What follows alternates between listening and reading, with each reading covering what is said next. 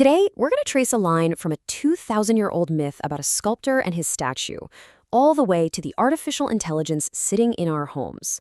This is the story of the Pygmalion Effect. And trust me, it's one of the most powerful stories we've ever told, and it explains so much more about our world today than you might think. All right, let's get into it. So think about it for a second. Siri, Alexa, the voice on your GPS, chances are it's a woman's voice, right? Well, you might not be surprised to hear that's no accident. Not at all. It's a very specific design choice, and it's actually rooted in a story that's been setting our expectations for literal centuries. And to really get why that is, we have to go back, way, way back, all the way to ancient Rome, to a story that was first written down around 8 CE. It's a story about a creator, his perfect creation, and how the line between the two can get really, really blurry. So at its heart, this is the Pygmalion myth. You've got a male creator, someone who's usually pretty unhappy with the world as it is, so he decides, you know what, I'll just build my own perfect woman. And then he gets so obsessed, so in love with this ideal he's made, that his passion, with a little help from the gods, literally brings her to life. This basic pattern, this is the engine that's going to drive everything we talk about today. So how in the world does a Roman sculptor's fantasy get from a block of marble into your smartphone? Well, it's because this pattern, this story, gets told again and again, remixed and retold, evolving from ancient myth to the theater stage and eventually into our digital world. And what's so cool is just watching this core idea adapt to the times. It all kicks off with Ovid's myth. Then you flash forward nearly 2,000 years to 1913, and George Bernard Shaw takes the story. He swaps the sculptor for a linguistics professor and the ivory statue for a Cockney flower girl. That play, Pygmalion, then becomes the massive musical hit My Fair Lady. Fast forward again, and you get the 90s Hollywood spin with Pretty Woman. And finally, in the 2010s, the perfect creation goes digital with AI assistants like Siri and Alexa. See the pattern? But let's zoom in on George Bernard Shaw for a minute, because his version wasn't just a simple retelling. Oh no, it was a razor-sharp critique of society, and he deliberately used the myth to shine a big, uncomfortable spotlight on the power dynamics hidden inside it. Just listen to this. This is how art creator, Professor Henry Higgins, first talks about his creation, the flower girl Eliza Doolittle.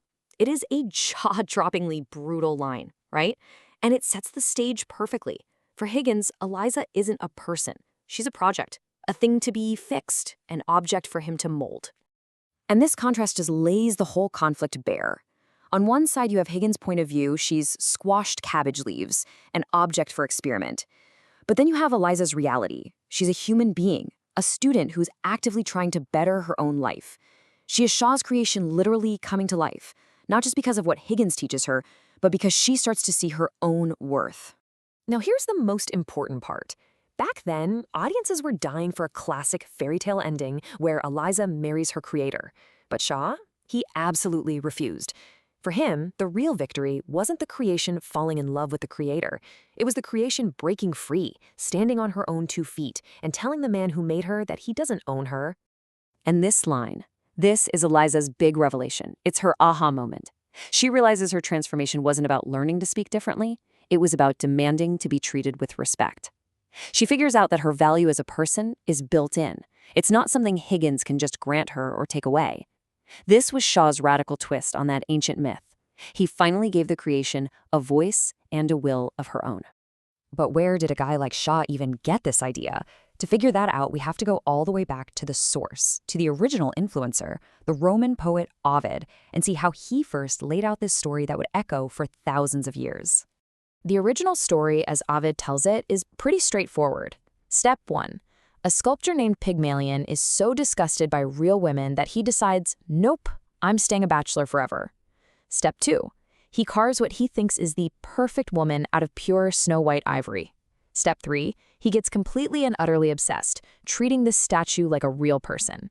And finally, step 4. He prays to Venus, the goddess of love, and poof, she brings the statue to life.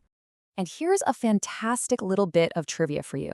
That name we all know, Galatea, the name of the statue, Ovid never wrote it. In fact, no ancient writer ever did. It was actually invented over 1,700 years later by a guy named Jean-Jacques Rousseau for a musical he wrote in 1762. It just goes to show you how these stories are never finished, they're always being added to and changed. And that whole idea of stories being built on and changed over time, That brings us full circle, right back to today. Because now, we're the creators, and our creations aren't carved from ivory or retaught how to speak. They're coded from massive amounts of data. So, how is this ancient myth playing out in the age of AI? Well, a researcher at UC Berkeley, Nina Bagouche, came up with a really brilliant experiment to find out. She gave both human writers and AI large language models the exact same prompt.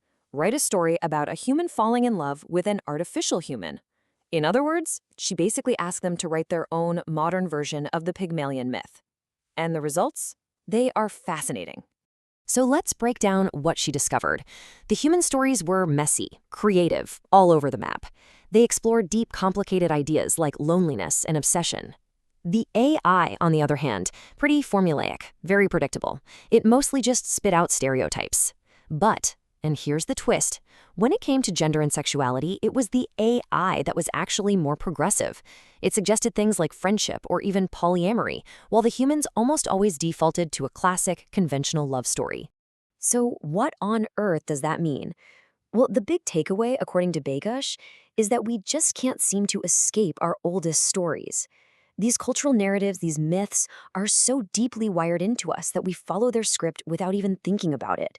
And now, those exact same scripts are being baked right into the technology we create, basically building the framework for how our AI communicates, and, in a strange way, how it thinks. Which leaves us with a really big question to chew on. As we become the creators of our own intelligent Galateas, are we just doomed to repeat the same old story, the same old power dynamics? Or, like Shaw's Eliza Doolittle, can we, and maybe even our creations, find a way to finally break the mold and write a completely new story?